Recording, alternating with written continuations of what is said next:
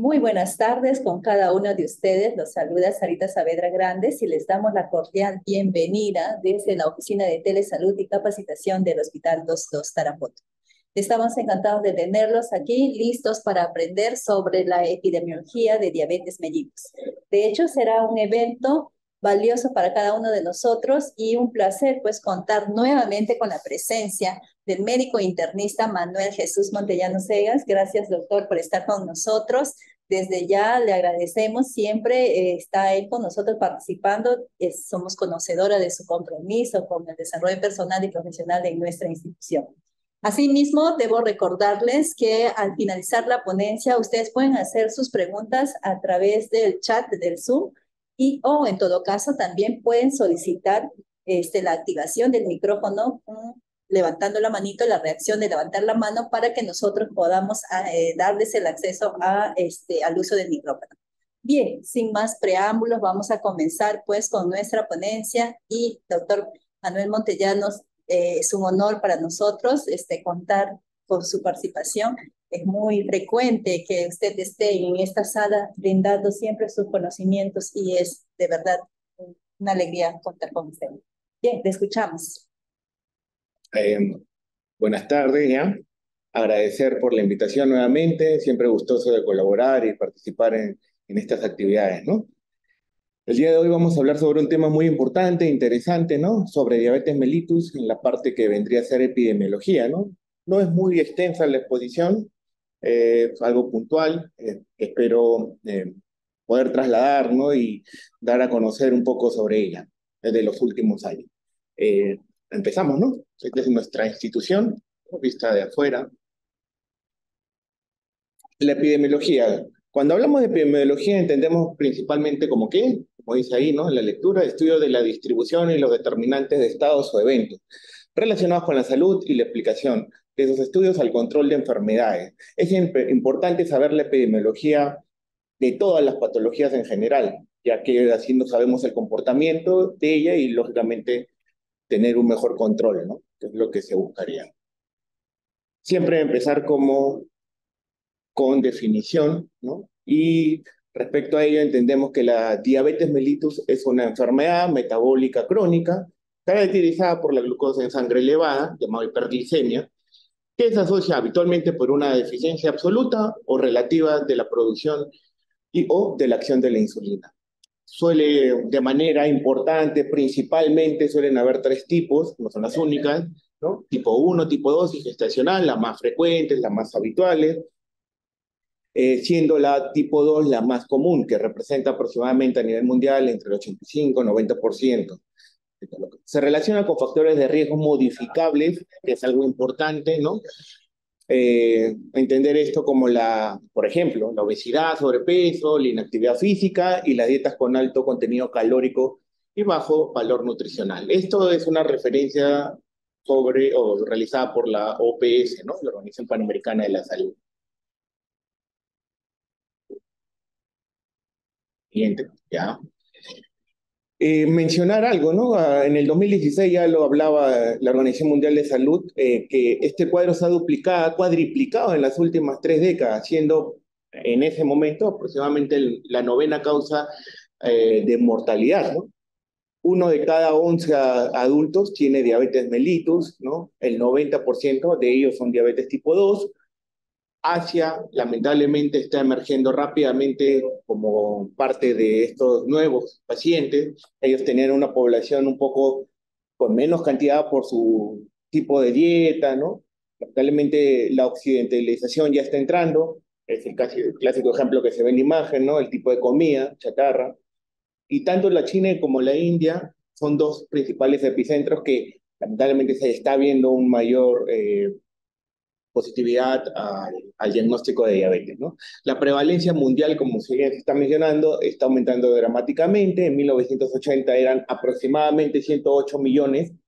Para el 2014 se proyectó 422 millones, ¿no? Entonces, hay un crecimiento exponencial, ¿no? Y la prevalencia para este año se menciona, para el año 2016, hablaban de 8.5 para ese año, ¿no? O sea, lo que estamos viendo acá principalmente es un incremento en la epidemiología respecto a la diabetes en los siguientes años, ¿no? Datos y cifras también, ¿no? Igual por la Organización Mundial de Salud, tener en cuenta que la diabetes mellitus, ¿por qué es importante saber esto? Porque todo lo que nos va a generar la diabetes mellitus, ceguera, insuficiencia renal, infarto de miocardio, enfermedad cerebrovascular, amputación. Entre el 2000 al 2019 las tasas de mortalidad por diabetes han aumentado entre un 3%, y para el 2019 la diabetes y nefropatía diabética fueron la causa de 2 millones de muertes, por ejemplo. Lo vemos en nuestro hospital, como lo podrán ver en diferentes hospitales de las regiones, ¿no? Que los cuadros de diabetes son cada vez mayores y las complicaciones producto de ellas, en especial nefropatía diabética, enfermedades renales crónicas, va en ascenso, ¿no? Aquí tenemos prácticamente ya un déficit de máquinas de diálisis respecto al número de pacientes para que puedan ser controlados con la enfermedad renal crónica ya en estadio 5. Y lógicamente eso a la larga nos va a contribuir en la mortalidad, ¿no? Descompensaciones, hospitalizaciones y mortalidad. Entendemos que hay un cierto predominio genético, ¿no? Relacionado a la dieta poco saludable, al estilo de vida sedentario. Hay un estudio muy interesante del doctor Seclem de muchos años atrás, ¿no? Donde menciona el por qué en nuestra, digamos, en esta latitud de nuestro país, la diabetes mellitus tipo 2 es mucho más frecuente, mientras que la tipo 1 es muy, por suerte, no es muy frecuente, a comparación de países como Europa, Estados Unidos, donde sí tienen mayor cantidad, ¿no?, de diabetes tipo 1. Hay un cierto compromiso genético ahí de por medio, exposiciones intrauterinas, ¿no?, las que dan mayor susceptibilidad a diabetes mellitus tipo 2, gestantes que hacen diabetes gestacional, a la larga, fuera de las complicaciones obstétricas que puedan generar este tipo de cuadro, a la larga puede también conllevar a que los recién nacidos producto de ello puedan generar o tener más riesgos de diabetes mellitus. Ya se está viendo eso también. Muchos casos de diabetes mellitus tipo 2 se pueden prevenir, ¿no? O manejar más fácilmente con cambios de estilo de vida saludable, ¿no? Ejercicio, acá no es una pizza, parece, es la dieta, ¿no? En general, vegetales, menestras, proteínas, disminuir grasas, carbohidratos, el consumo de alcohol y el tabaco, ¿no? Que tienen mucho que ver también en ello. Entonces, aquí vemos que pudieran tanto prevenirse o, si es que lamentablemente realiza la enfermedad, de más fácil control con respecto a tener este estilo de vida saludable, ¿no? Entonces vamos a hablar sobre prevalencia e incidencia, que a la larga, no, lógicamente, va a llevar a hablar de muertes y curas, ¿no? Si es que se puede. Respecto a prevalencia e incidencia, hablar de prevalencia mide la proporción de personas que se encuentran enfermas al momento de evaluar el padecimiento en la población. No hay un tiempo de seguimiento, es en un momento determinado. La incidencia son los casos nuevos, como se ve ahí en la imagen, ¿no?, que se presentan en una población en un tiempo determinado. De ahí que se usa para cálculos, ¿no?, de periodo de seguimiento. Esa es la prevalencia, es lo que habitualmente hay, ¿no? Y la incidencia son los casos que se van reportando nuevos.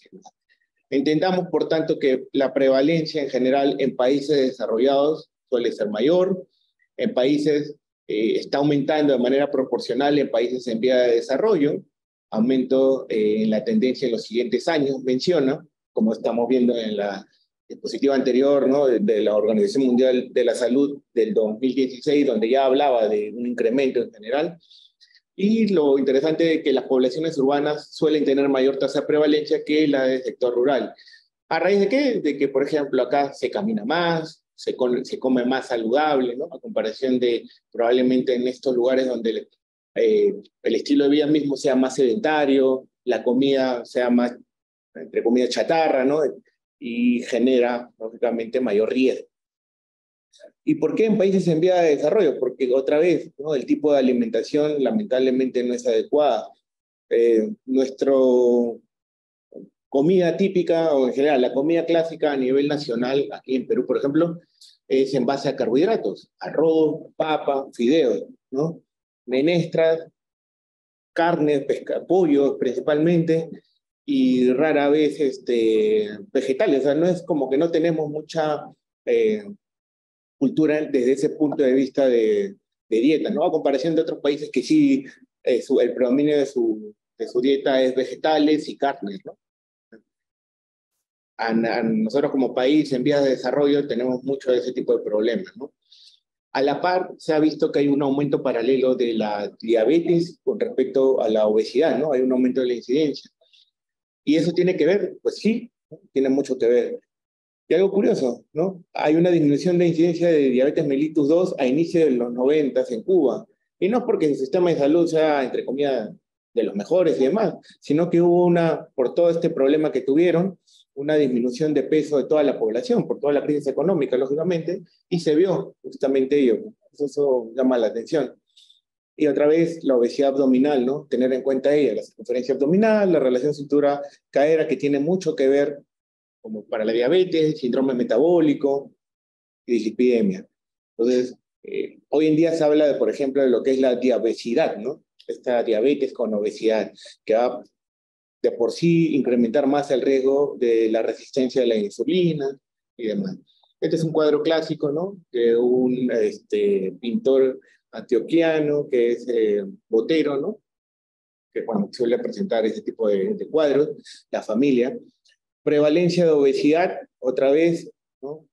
Proyectado, esta es una proyección que se realiza, ¿no? Al 2030, publicado en el 2006, donde te dice que de 1975 al 2014, cómo ha ido incrementando la prevalencia de obesidad, ¿no?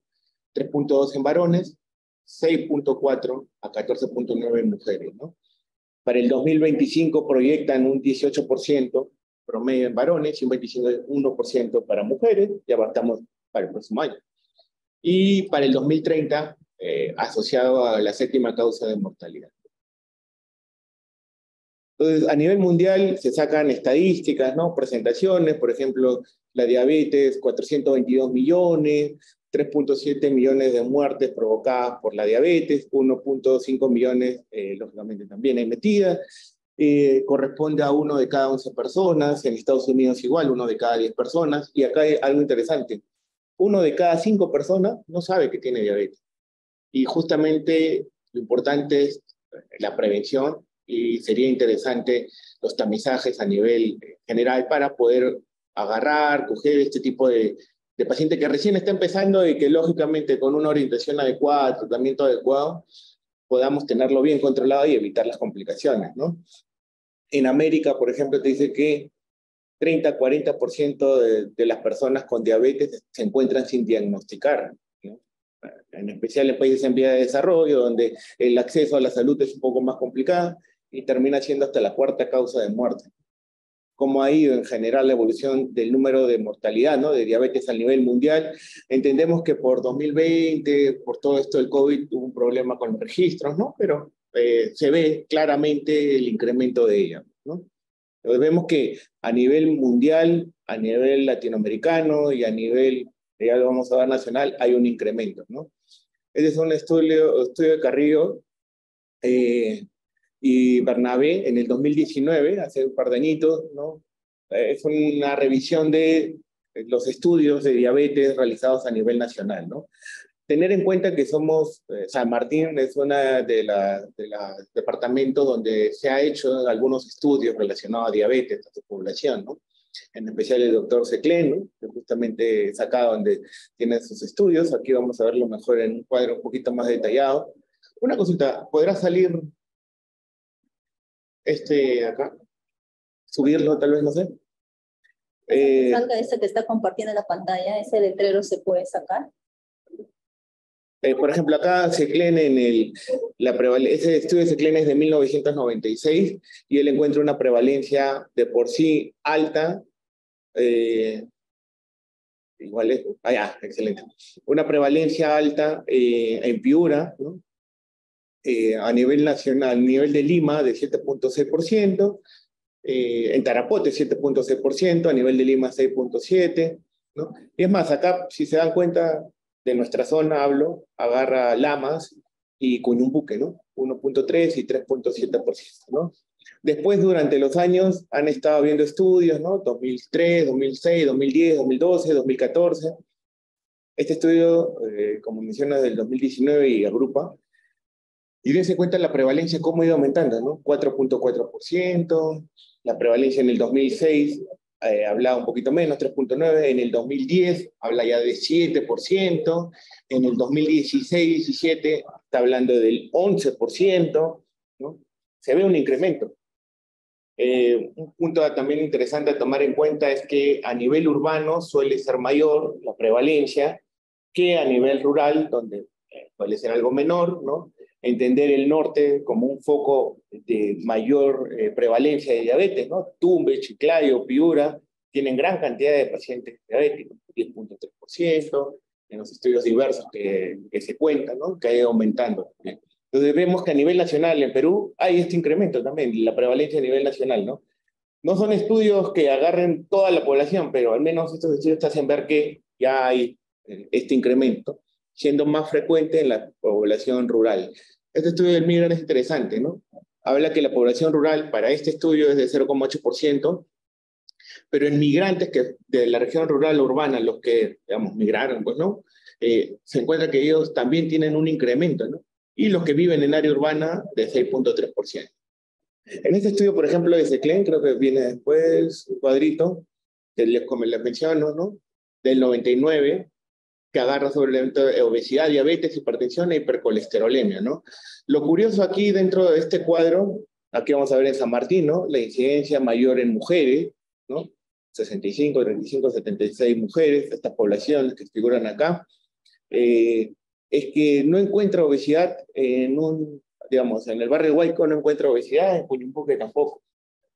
Algo que, bueno, probablemente esto, 99, ¿no? Ya para hoy sí sería mayor. Esto ya es algo más reciente a nivel nacional también de egresos hospitalarios por diabetes mellitus y enfermedades no transmisibles para el 2015, tanto en MINSA de salud, miren diabetes, promedio de la cantidad que se registra, ¿no? Mayor en MINSA. La prevalencia de diabetes por sexo, también igual del 2014 al 2020, es un poco mayor en mujeres, siempre, en varones. La tendencia al registro de diabetes, ¿no? Siendo lo naranja diabetes tipo 2 y lo azul tipo 1. Nosotros, como mencionábamos, tenemos cierta prevalencia, o tienen herencia genética de protección respecto a diabetes tipo 1, a comparación de Europa y Estados Unidos, donde ellos sí tienen mayor tasas de diabetes tipo 1, ¿no? Pero sí vemos que la diabetes tipo 2 de lejos es mucho mayor. Como mencionaba, en San Martín ha sido la única región de la selva incluida en investigaciones, las cuales ya son de hace buen tiempo, ¿no? Y el número de personas estudiadas terminaba siendo un poco bajo, pero igual, o sea, somos de la región que algo de estudios ha tenido. A nivel nacional, MINSA, que siempre vota las tasas de prevalencia, ¿no? De los departamentos. Acá lo importante es ver cómo ha ido aumentando en general de 2010. Ahora, probablemente en estas épocas había algo de subregistro todavía, ¿no? Entonces, tampoco es decir que no había, ¿no? Muy probablemente había algo de subregistro, pero a esta intensidad, 30%, 20%, llama la atención. Y ni qué decir del norte, ¿no? Miren Tumbes, por ejemplo, 67, 89, es demasiado ya, a dieta y demás. Y algo que nos llama también la atención y que nos preocupa, por ejemplo, es el estudio clínico en diabéticos, menores de 30 años, o sea, personas jóvenes. Cada vez estamos diagnosticando más hipertensión, diabetes en personas jóvenes, menores de 30 años, los cuales hacen que nos preocupe porque si a los 28, 29 está debutando con diabetes, probablemente si no se controla adecuadamente, suele pasar lamentablemente, y luchamos para evitar eso, o luchamos contra eso, mejor dicho, a los 45, 50, de no controlarse, va a estar con nefropatía diabética, enfermedad renal diabética con requerimiento de diálisis, disminución de la agudeza visual con ceguera, SB, ¿no? Múltiples que pueden tener y lógicamente alimentación. Entonces, estamos ante un evento que puede incrementarse y tenemos que luchar contra ello, ¿no? La prevalencia, ¿cómo ha ido aumentando, ¿no? De 2.1 a 22.1 por 100.000 pues, 100.000 habitantes. Estos estudios clínicos en diabéticos menores de 30. Como hemos visto previamente, mayor en mujeres, la costa un poco más, selva algo menos, se dice que en la sierra es menor, el aumento de 10 veces durante el periodo 2005 a 2018, según el registro de enfermedades, ¿no? Que se tienen. Entonces vemos un incremento sostenido también en este grupo poblacional. No diría, bueno, va a tener a los 50, 60 años la diabetes. No, ya se está viendo a menores edades. Los cambios de la estructura de la mortalidad. Miren cómo para 1986, por ejemplo, ¿dónde estaba la diabetes como causa de mortalidad? ¿Qué puesto? Independientemente probable sus registros y demás. Pero hoy en día miren en qué puesto está, ¿no? Lo que no ha cambiado son las enfermedades respiratorias, es decir, infecciones respiratorias siguen siendo enfermedades cerebrovasculares, diabetes mellitus, ¿no? Entonces, veamos ya que la mortalidad es un 15% más de riesgo en personas con diabetes tipo 2. La enfermedad cardiovascular es la principal causa de mortalidad, enfermedad cardíaca, mortalidad. El riesgo de coronariopatía, de SBs y de enfermedades vasculares de por sí aumenta con el diagnóstico de diabetes mellitus. Y como para el 2018 estábamos hablando de que ya incrementó la mortalidad, siendo la sexta causa de muerte, ¿no? Promedio. A nivel latinoamericano, países como México, por ejemplo, tienen mucho más eventos de diabetes y ellos están como en su cuarta causa de muerte. Diabetes por etapas de vida, otra vez acá mencionar esto, ¿no? Diabetes tipo 2, en el adulto es casi la gran mayoría, por no decir casi todos, ¿no? 98%, 95%, igual en adultos, ¿no? Lo que se decía, ¿no? El tipo 2 que es el más frecuente. ¿Y cómo hacer para controlar esto? Vida saludable, lo que se mencionaba, dieta, ejercicio, no alcohol, no tabaco, medicamentos, ¿no? De ser necesario. ¿Y cómo voy a saber si estoy yendo bien, mal? Buena forma es la hemoglobina glicosilada. Y lamentablemente vemos que a pesar de todo ello, todavía nuestras hemoglobinas glicosiladas en los pacientes con tratamiento suelen ser altas, ¿no? Entonces, ya estamos luchando para tener un mejor control. Y más recientemente, para el 2022, se informó, ¿no? Que promedio, solamente en el primer semestre, casi 10.000 casos nuevos, a predominio de mujeres otra vez. Entonces, es algo que tenemos que tener en cuenta y tenemos que saber, ¿no? Y nada, eso sería respecto a epidemiología, lo que se presenta, ¿no? Bien, doctor, excelente exposición. Si tuviéramos algunas preguntas, podríamos hacerlas a través del chat del Zoom. Así que, o alguna participación, también estaríamos atentos a las reacciones de ustedes. Bien, Yolanda, la licenciada Yolanda Yuxpuma de la Cruz. Gracias, licenciada. Muy interesante el tema. Felicitaciones. ¿Hay algún condicionante que hace que se esté incrementando los casos de diabetes mellitus en menores de 30 años, muy aparte del estilo de vida? La dieta. O sea, independientemente, hoy en día, en un mundo globalizado, la dieta es muy determinante, el estilo de vida sedentario, ¿no? Tiene mucho que ver la parte del estilo de vida en general, ¿no? Genéticamente, siempre tenemos predisposición a sufrir las enfermedades, sí, ¿no? Algunos más que otros, pero aquí es el tipo 2, que es la más frecuente en nuestro caso, prácticamente 95, 97, 98%, es el estilo de vida que es el que nos va a condicionar la aparición de esto, ¿no? Creo que tenemos una pregunta más. Bien, gracias. Jen Aguilar, cuando la hemoglobina glicosilada está fuera del rango normal con el tratamiento adecuado, ¿se puede revertir? Claro, eso dentro del manejo de diabetes, por ejemplo, una forma de valorar que estamos yendo bien, mal, es el basal de la hemoglobina glicosilada y respecto a ella actuar. Ya el ADA, ¿no? Diferentes entidades sobre diabetes ponen como que digamos, te dan un parámetro, ¿no? De hemoglobina glicosilada. Te dicen, si tienes una hemoglobina glicosilada mayor de 10%, entendemos que este paciente hay un mal control metabólico interno, por tanto, debemos utilizar preferencialmente insulina, ¿no? Menos de 10, todavía podemos usar vía oral, ¿no? Terapia combinada, monoterapia, suele ser menos de 9. Entonces, si está fuera de rango normal, ¿hay tratamiento? Sí, o sea, tenemos que juntar tratamiento. En algún momento pudiéramos usar insulina y vía oral. Hay para eso esquemas y demás que nos puede ayudar a mejorar esta hemoglobina glicosilada, ¿no? Pero lo que siempre veo, y acá vemos bastantes pacientes con diabetes, cuando agarramos una diabetes de reciente diagnóstico, relativamente nueva, que suelen ser tamizajes que se hacen, y lamentablemente no son tamizajes que, vamos a decirlo, no es que que el centro de salud salga y haga un tamizaje a la población, como debería tal vez ser, ¿no? Sería ideal. Sabemos que no hay los insumos, no hay el recurso tanto humano como asistencial como de,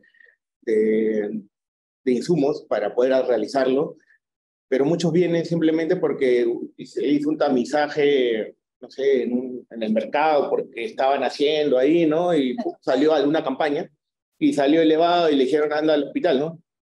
Y viene y lógicamente en ellos tú chequeas, confirmas si realmente es una diabetes, una vez confirmado estilo de vida, tratamiento, y se mantienen muy bien con tratamiento bioral y a baja dosis, ¿no?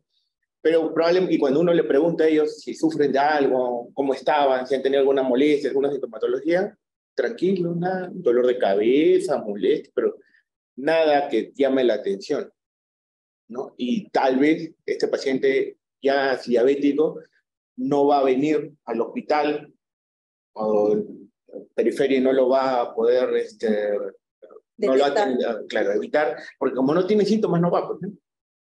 Y es por eso la importancia del primer nivel de atención, prevención, tamizaje, para buscar este tipo de casos, así como la glucosa, la hipertensión, la anemia, y hace que venga mucho tiempo después, ¿no? 5, 15 años después, y lamentablemente viene ya cuando tal vez un órgano ya tiene ya daño, entonces es un poco más problemático ahí el manejo, ¿no? De por sí, lo que estamos viendo ahorita bastante es insulinoterapia, ¿no? Iniciar con insulinoterapia. Nosotros cuando llegamos en el 2018 teníamos bastantes pacientes diabéticos no controlados, mal controlados, con metformina, glibenclamida a dosis máxima y seguían mal controlados. Y no iniciaban insulinoterapia por el temor. Siempre hay un temor, ¿no? Que la insulina, que la clásica, ¿no? Mi familiar falleció por el uso de insulina, ¿no? Su familiar falleció por las complicaciones crónicas avanzadas de la diabetes en una etapa donde ya solamente es tratamiento con insulina, bueno, ya es evolución natural de la enfermedad, lamentablemente. Pero desde el 2018, 2019 empezamos a sugerir, a requerir más uso de insulina para los pacientes no controlados. El paciente que viene al hospital de Tarapoto es un paciente que no controla adecuadamente, por tanto necesita, pues, ¿no? Hemos tenido pacientes que han empezado con insulina y ya actualmente los tenemos con bioral. Mucho depende también del paciente, ¿no? De la dieta y demás. Bien. ¿Hay un factor predisponente para que los casos se den con más predominio en el sexo femenino?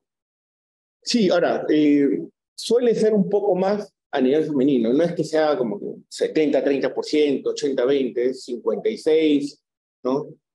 A lo mucho llega a 60%, 40%, no es más. Pero te mencionan que hay cierto compromiso hormonal respecto a ello, ¿no? No es mucho tampoco. Bien, es importante la prevención y contar con un endocrinólogo en el primer nivel de atención para el manejo de los casos de diabetes mellitus en forma adecuada o en los casos donde ya no se controla de manera adecuada, ¿no? Hay que entender algo, el manejo de la diabetes inicialmente debe ser por el médico general, idealmente. O sea, el médico general es el que tiene que evaluar al paciente diabético. Cierto es que si ese paciente diabético no controla, tiene otras alteraciones adicionales, sí, pues lo vemos nosotros, y si con nosotros no mejora, no controla, lo tiene que ver el endocrinólogo. Hay como una especie de cadena que se tiene que hacer, ¿no? Un escalamiento en general, pero los de primer nivel de atención tienen que idealmente saber controlar, poder controlar, usar medicación. Lógicamente, si usar la medicación no controla, sigue mal, tienen que referirlo. Tiene que tener una evaluación hospitalaria al año, eso sí, ¿no? Descartar cardiopatía diabética, las neuropatías diabéticas, la retinopatía diabética.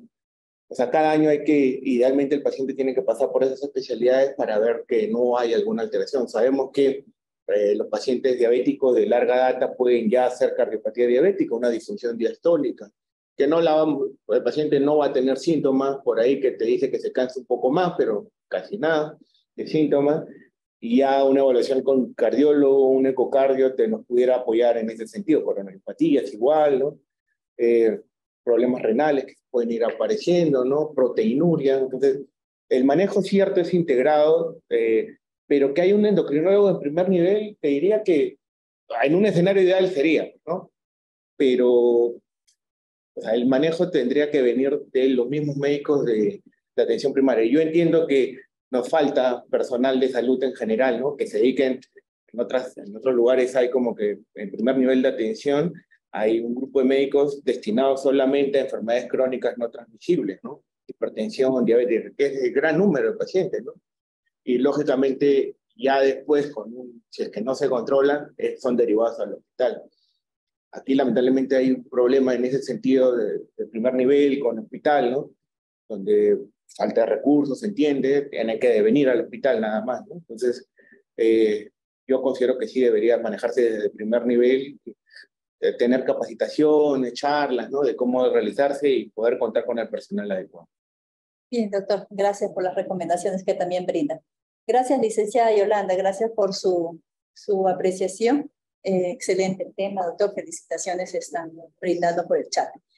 Bien, quizás pedirle, ya nos ha dado las recomendaciones finales, pero nosotros como trabajadores de salud, ¿de qué manera podemos también nosotros participar o intervenir en todo caso en disminuir estas incidencias que están dándose sobre la diabetes mellitus? Porque muchas veces, inclusive nosotros como personal de salud, faltaría hacernos hasta el control, ¿no? ¿Cuántos de nosotros tenemos problemas de salud? Aún no se ha hecho los estudios, no sé, aquí en nuestro hospital no sabemos si cuántas de las personas que trabajamos para la salud, sin embargo, tenemos diabetes o pueden tener hipertensión o cualquiera de estas enfermedades crónicas que son muchas de ellas prevenibles con nuestro estilo de vida. Quizás un mensaje final para todos nosotros que estamos en línea, doctor. Para todos nosotros que la mayoría tenemos ya más de 30 años, ¿no? Acá trabajando, o sea, no trabajando 30 años, no trabajando y la mayoría tiene más de 30. Las pruebas periódicas, ¿no? Principalmente estilo de vida saludable, ¿no? Lo posible, mejorar la alimentación, hacer algo de actividad física, evitar el consumo excesivo de alcohol, cigarro, eso mencionado, pero pruebas de tamizaje, porque muchas veces, lamentablemente, las personas se consideran sanas porque no tienen síntomas, y no está mal, o sea, a buena hora, pero ya a partir de cierta edad, algunos dicen 35, 40 años, una prueba, digamos, un examen general, ¿no? Ver cómo está una evaluación, para con ello unas pruebas de laboratorio y chequear si ya hay alguna alteración.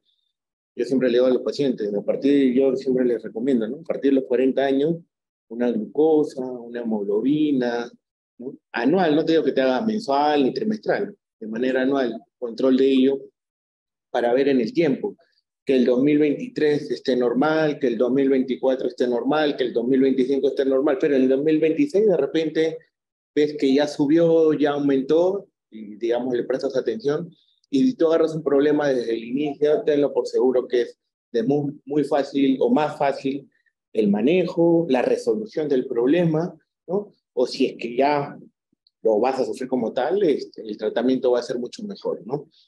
El detalle es ese, que no tenemos esa cultura de prevención, de promoción de la salud, que si bien se hace en primer nivel de atención, también depende de uno mismo, ¿no? De ir a solicitarlo para poder mejorar las complicaciones que ya actualmente estamos viendo que se nos vienen, ¿no?